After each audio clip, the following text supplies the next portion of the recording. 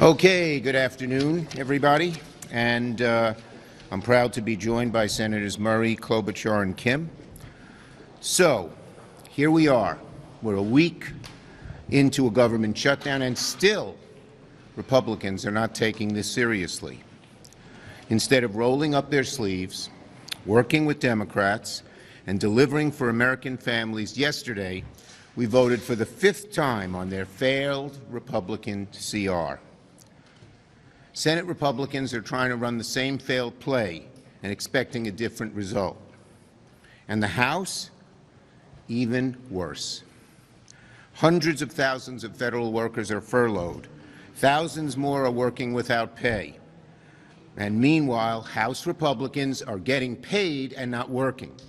So federal workers working and not getting paid, House Republicans paid and not working.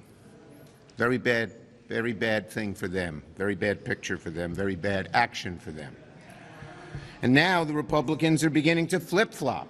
They're realizing the power of the health care argument from one end of America to the other. Just last week, House GOP conference chair Lisa McClain and a member of the leadership said not to make the message about health care benefits because ours lose that argument. Then yesterday, Speaker Johnson couldn't even look directly into the camera, saying his party is the party working to fix health care. A week or two ago, he didn't want to talk about it. Now he finds he has to talk about it, forced by the American people because they care so much about the issue. That's right, he said Republicans, the party that ripped health care away from millions of Americans to pay for tax cuts for the rich, the party that right now is refusing to actually address the health care crisis they created, refusing to extend the ACA tax credits, are now forced to talk about the very thing they were afraid to talk about, health care costs. And why? They know they're wrong.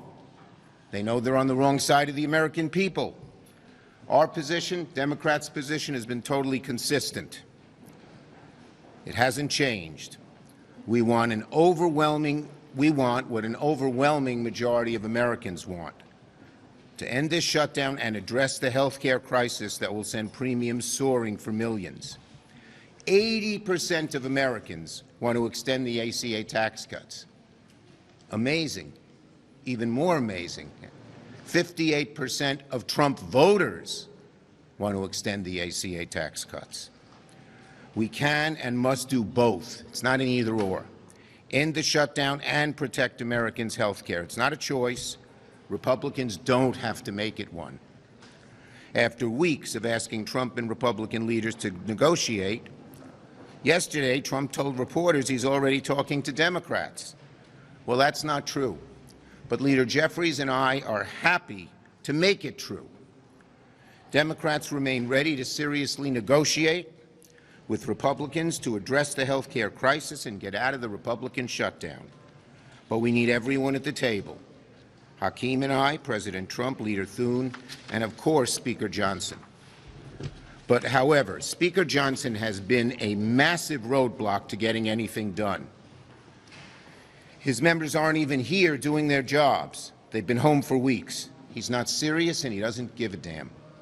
Instead of doing his job, he's spreading lies, typical Johnson MO, to distract from his total incompetence to get a deal. Let's be clear. Democrats are fighting to protect Americans' health insurance. We're not pushing to give health insurance to undocumented immigrants. That's a lie. It's been proven to be a lie over and over again, but he doesn't care. He just keeps restating the lie because he's so afraid of the truth. Republicans' big old ugly bill will kick millions of American citizens off health care and drive costs through the roof. They know they're on the wrong side of this. More than 80% of Americans agree with Democrats to extend the tax credits. And Johnson is in a pickle. Why doesn't he want to vote on this? because there are probably half of his caucus that don't want to vote on anything for health care, but there's another 50 to 80 members of his caucus that see the handwriting on the wall and want to vote for extending the credits. So he'd rather not have a vote, and that's why he's had his partisan strategy of sending us a bill and going home, but it ain't working. It ain't working. It's past time for us to work together, okay? It's past time to get it done. And Johnson instead is deceiving, ducking, and denying the reality. It's past time, though, for him, Thune, Trump, to stop the political gains, work with Americans to protect health care, and end the Trump Republican shutdown. Senator Murray. Well, less than 2 weeks ago, Leader Thune said that Democrats' insistence on addressing the Republican health care crisis was, and I quote, completely unhinged and unreasonable and unserious.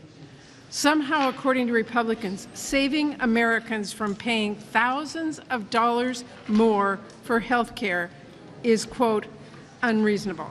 Well, clearly, Republicans are feeling the heat from folks back home because in just the last 24 hours, we have seen the Speaker go out and say Republicans are the ones concerned about health care after they just cut more than $1 trillion from health care in their big, ugly bill.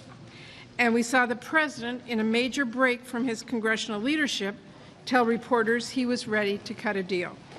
I know Republicans would rather not talk about health care, but Democrats are forcing them to talk about health care. Because when Republicans insist they will talk about health care later, they know perfectly well that will be too late. Premium increases are getting locked in right now. Letters are going out in the mail to families this month. Open enrollment actually begins in Idaho next week.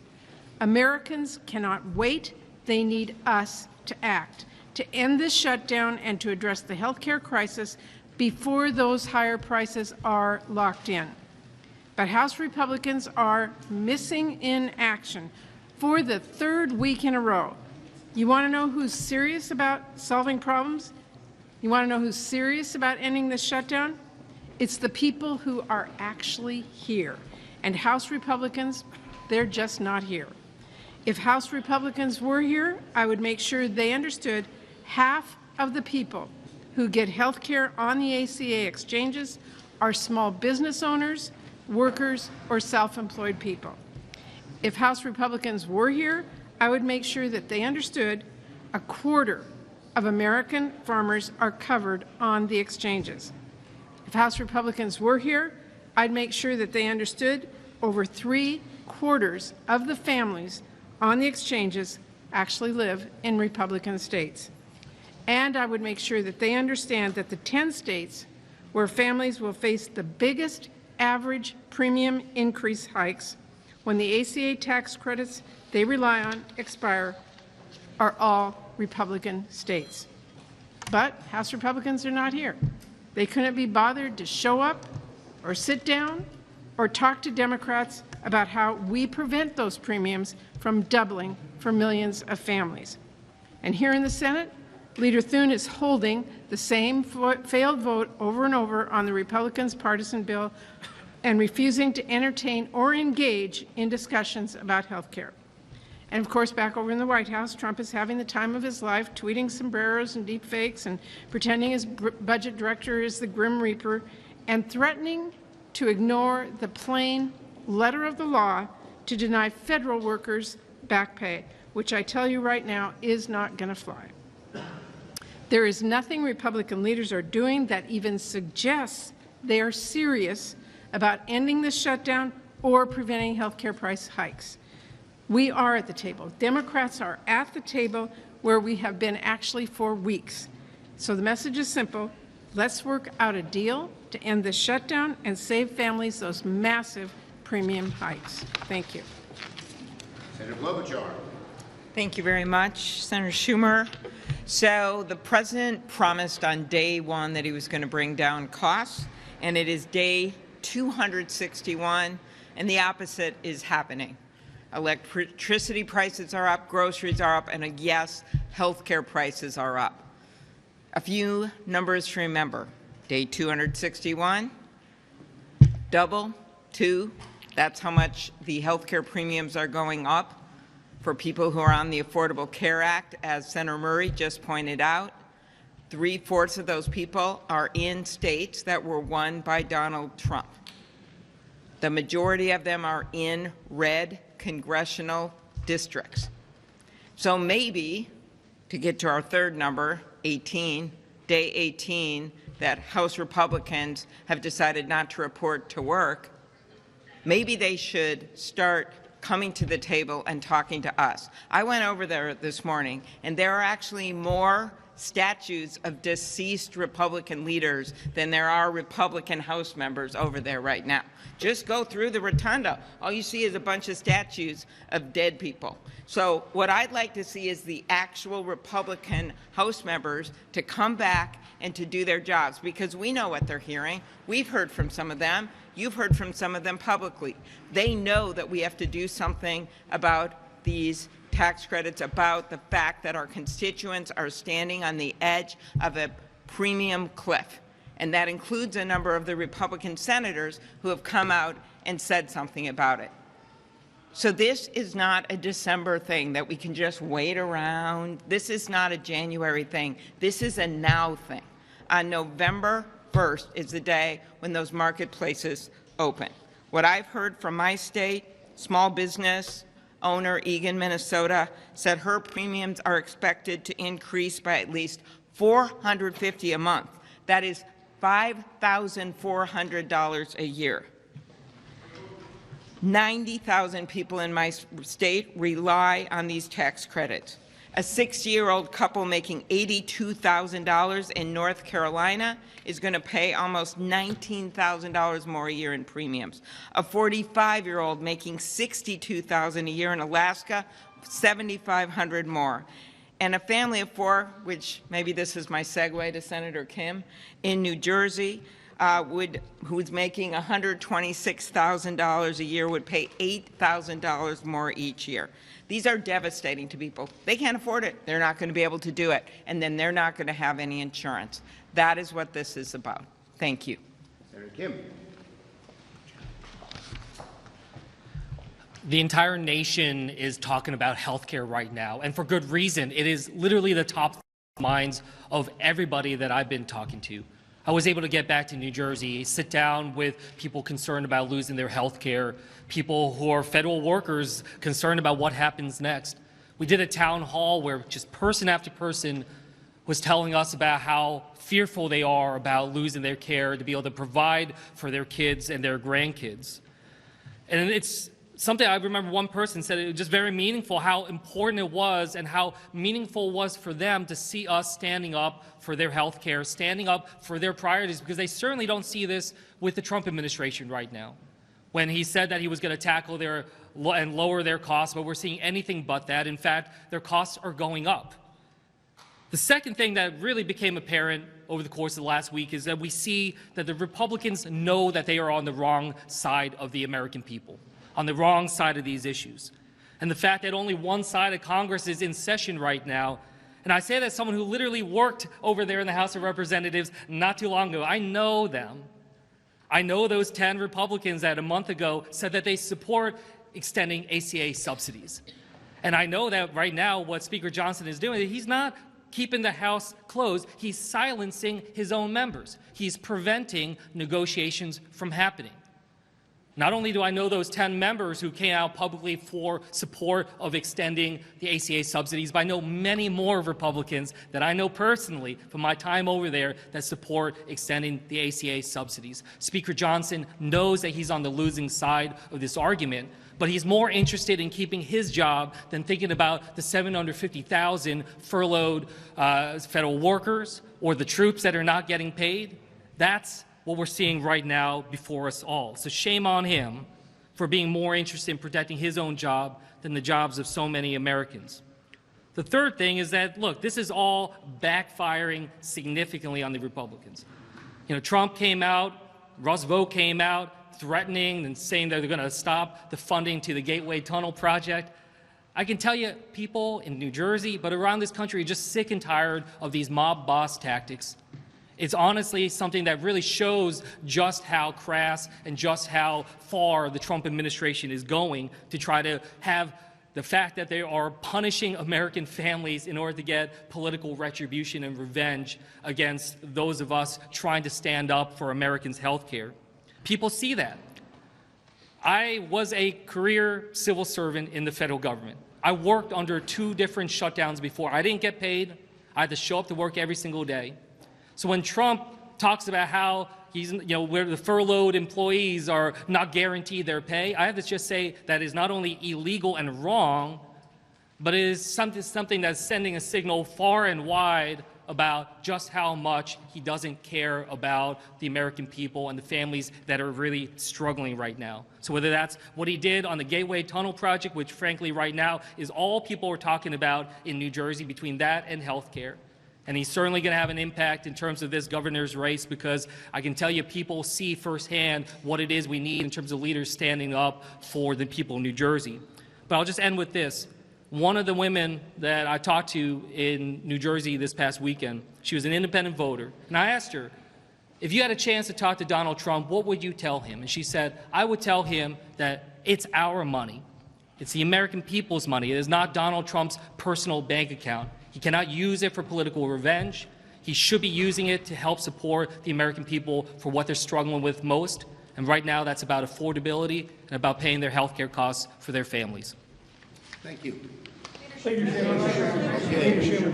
didn't call on you yesterday. Thank you. I appreciate you and Senator Kim represent massive airports, LaGuardia, JFK, Newark. Are you concerned that at some point, if the air traffic control situation gets so bad that this quits being about health care and it turns to being about aviation safety? Look, the bottom line is that Trump and his people are trying to threaten, use these people as pawns, and say they're not going to get paid, they're not going to get back pay, and all of these kinds of things. They realize it. So I've talked to air traffic controllers. I've talked to many, and they resent how Trump is trying to use them. The best answer, and the American people agree with us, is Republicans, Trump, sit down, negotiate with us to address the nation's health care needs and open up the government. Senator Kim? Yes, yes, yes. History of shutdowns is not pretty. I understand there have been 22 shutdowns since Gerald Ford was president in the 1970s. Almost every time, these shutdowns have been unsuccessful. What are the odds? What are the odds that you will be able to exact any concessions from Republicans during this shutdown? Well, the bottom line is they're feeling the heat. Well, now Johnson says he's the health care guy. He couldn't look straight in the camera. He said, let me look straight in the camera, and then he looked around and said, I'm the health care guy. Trump had to talk about it yesterday. The American people are on our side, and this is not just casual to them. When they hear and see, as they get back their notices from the insurance companies, how much more they have to pay, they break out in a cold sweat. How are these families that were mentioned by my colleagues going to afford $10,000 more a year, even $50,000 more a year? So we believe that the pressure that the American people are putting on the Republicans, which are already seeing them signs of cracking, are going to get them to come to the table, and we can negotiate a good deal for the American people. Yes. Go ahead. It was Democrats who set these ACA subsidies to expire when they do. Do you regret having done that, and why? The bottom line is very simple. We want them extended. They don't want them extended. We're fighting to get them extended. Yes. Republicans, time and time again, say the only reason that you've gotten into this fight is because you're worried about a primary challenge in 2028. Are you worried about the pressure that you're getting from your left flank, and is that part of the reason that you've engaged in No. this? The bottom line is very simple. We're fighting for the American people.